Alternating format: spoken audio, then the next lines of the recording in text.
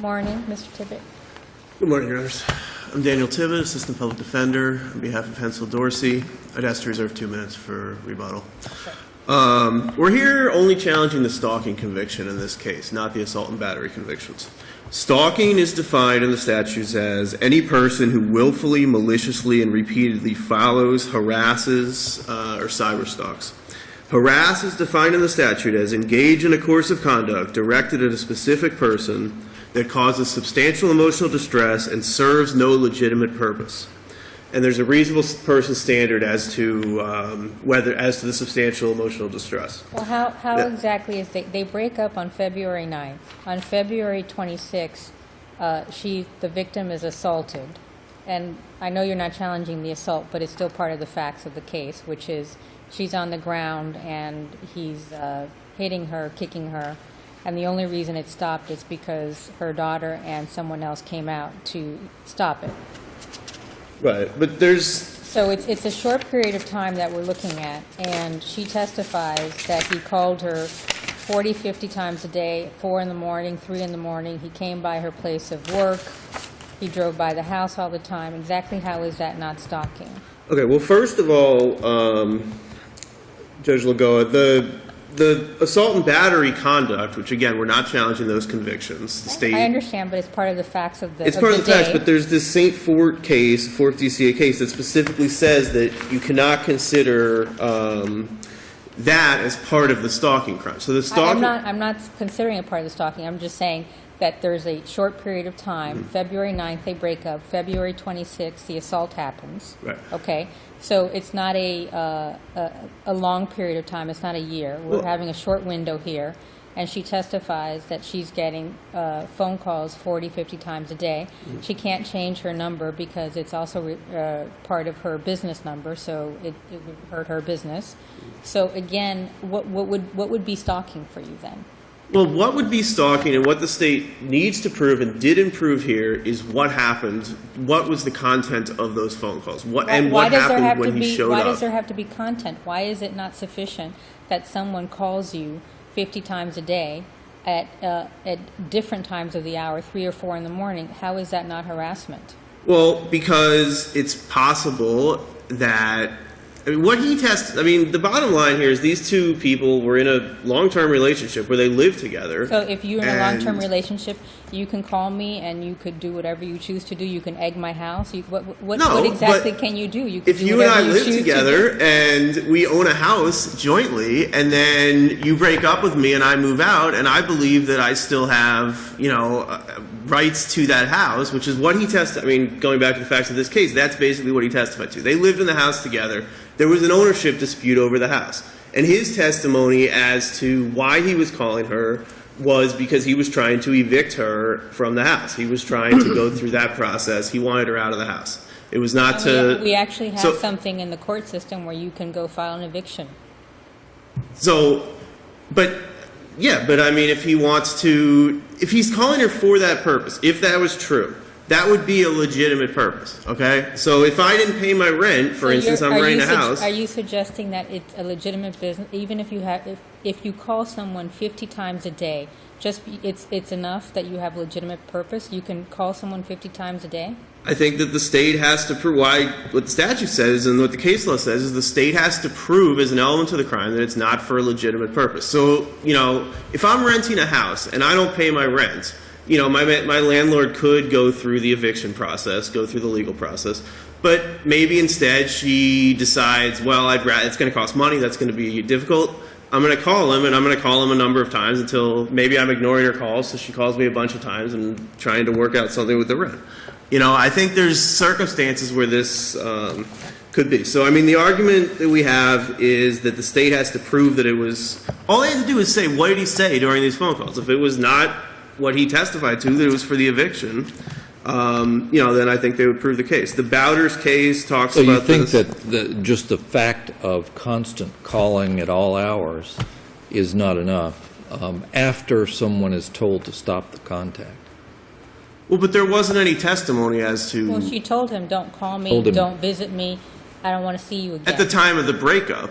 Right. But what he's saying is, well, I had to contact. I mean, look, if you're in a long-term relationship with someone and they break up with you, you may need to contact them, not to try to rekindle the romance, but because there's certain things that have to be dealt with based on the fact that you guys were together for that long. You need to deal with the ownership of property and things like that. So those would be legitimate purposes to contact someone. The cases that I cite in the brief, they all discuss the actual content of the calls. So although I understand the court's position that obviously... But at the end of the day, isn't the true question of whether or not it was a legitimate contact, isn't that a jury question, and the jury found it wasn't?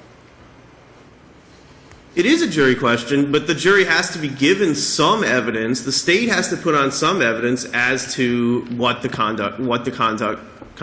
of the calls was in order for the jury to make that determination. If the state doesn't put on any evidence... So is it your position that someone calling you 50 times a day, even at 3 or 4 in the morning, is not sufficient in and of itself to constitute, at some point it becomes illegitimate, the contact? I'm sorry, can you repeat? If you're calling someone, maybe the first call is okay, maybe the second call is okay, but at some point, does there become a number or hour of the day where the contact no longer becomes legitimate? Because how exactly is a 3 or 4 in the morning call legitimate, even for a business purpose? Well, frankly, I don't actually recall the testimony that, said that he called there her at was a 3 or 3 and 4 the 4 in the morning call, but... I mean, most people don't call at 3 or 4 in the morning unless it's something very bad has happened. I would agree with that, but and as I said, I don't recall that testimony. But I don't think there's a bright line rule that. I mean, look, during the presidential campaign, I had at one point robocalls. Right, at one point I gave money to Barack Obama, right, and now I'm getting 10 calls. I mean, it's not maybe 50, but you're getting a lot of phone calls. That may be a little different. That may be a little different. But not at 3 or 4 But in it's the for a morning. legitimate purpose because he wants to raise money. It's still annoying to me. I'd like to not continue to get these phone calls, but he's doing it he's directing his campaign. People do it for a legitimate purpose, and according to Mr. Dorsey, and the state didn't put any evidence in contradiction, he was doing it for a legitimate purpose. So that's our argument. That's why we don't believe that this is stalking. We'd ask you to reverse that conviction. Real quick, the other issue. There's a concession, and we'll ask Ms. Berman, but there's a concession on the... Yeah, Right, I think so- the sentence and the conformance, I think there has been a concession. Yeah, it just needs to be entered that he was actually convicted of simple battery, misdemeanor, first-degree misdemeanor battery. Thank you. Ms. Burnham? May it please the Thank court, again, my name is Shane Burnham, Assistant Attorney General, appearing on behalf of the state of Florida. Would you like me to address the second issue first? Yeah, well, if you would just address the sentencing point. Okay. It seems that the trial court did change the armed burglary to a simple battery, according to CJIS. The only thing that the state notes should be changed is the fact that it states that it's still a second-degree felony, and we conceded in our brief that it should be changed to a first-degree misdemeanor. As to the first issue, very briefly, I would first point out that this issue is not preserved. Second, that the state does not have to prove the content of, or the state does not have to prove for what purpose a person contacts the victim. In this case, the fact that the appellant called the victim 40 to 50 times a day till 3 o'clock in the morning, showed up at her house, showed up at her work, demonstrates that this was not for a legitimate purpose. The appellant asserts that his legitimate purpose was to contact her about the residence, but during the trial, the state had established that the residence was not even his, since he had forged the quitclaim deeds. Since he had what? I'm sorry. Forged the quitclaim deeds to the house. Finally, it's a question of fact for the jury to consider, and if this court does not have any further questions, the state... Well, how can... The state has the burden of proving it's not for a legitimate purpose. Correct. The contact. Wouldn't content be important to prove that? It would be helpful, but it's not required. The state only has to prove the absence of a legitimate purpose, but I doesn't mean, need to you prove. can have a situation where you have in addition to the phone calls, assuming there were no phone calls, but he was just visiting her at her place of work or just following her. I mean, there really wouldn't be a content situation. He wouldn't be saying anything to her, but it would certainly qualify as stalking if you have an individual following you. Correct. And in that case, obviously, there's no content other than the person following you to your place of work or your place of, or your residence if they stand outside your house for hours.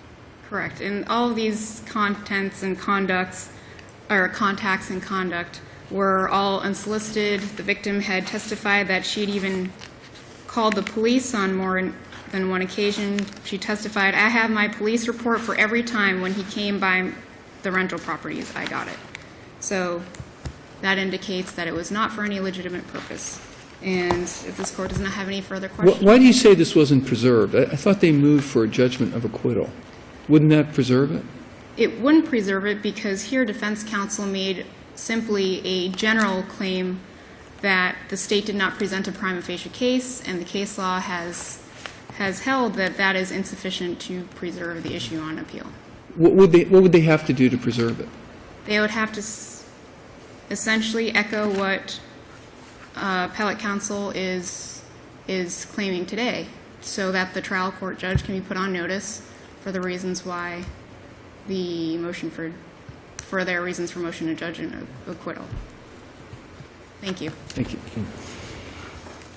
Mr. Tibbet, actually, I do have a question because the exchange here raised something that actually, in your brief, that sort of raised my eyebrow when I read it.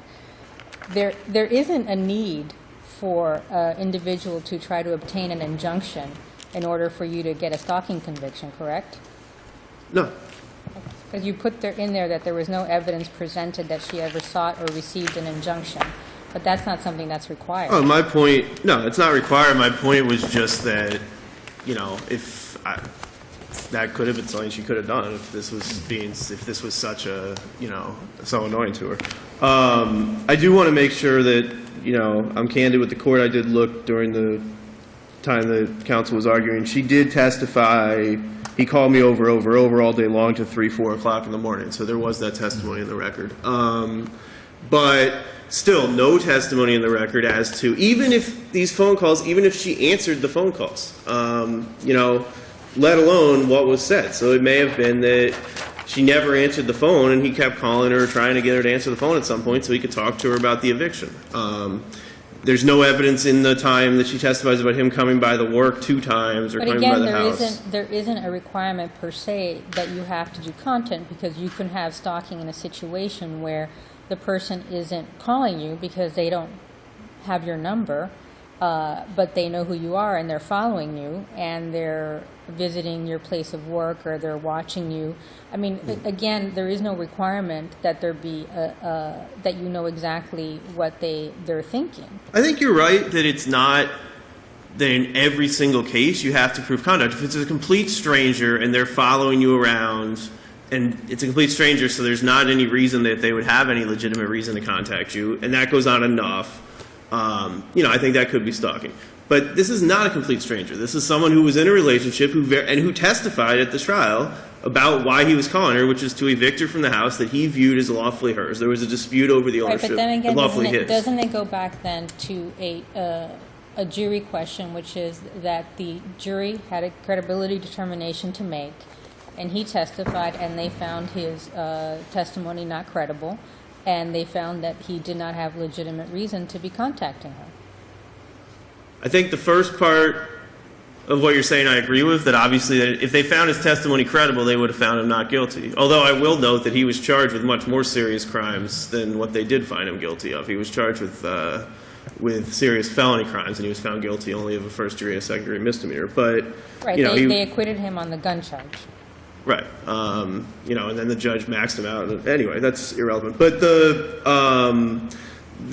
I don't agree with you that I still think the state, since it's an element of the crime, which Bowder says it is an element of the crime, if the state presents no evidence on an element of the crime, no matter what the crime is, forget about stalking. If it's burglary and there's no evidence that, who owned the house, which obviously you have to have in a burglary conviction. Even if it seems obvious that the guy didn't have permission to be there, there has to be either a stipulation or testimony that he didn't have a right to be in the house.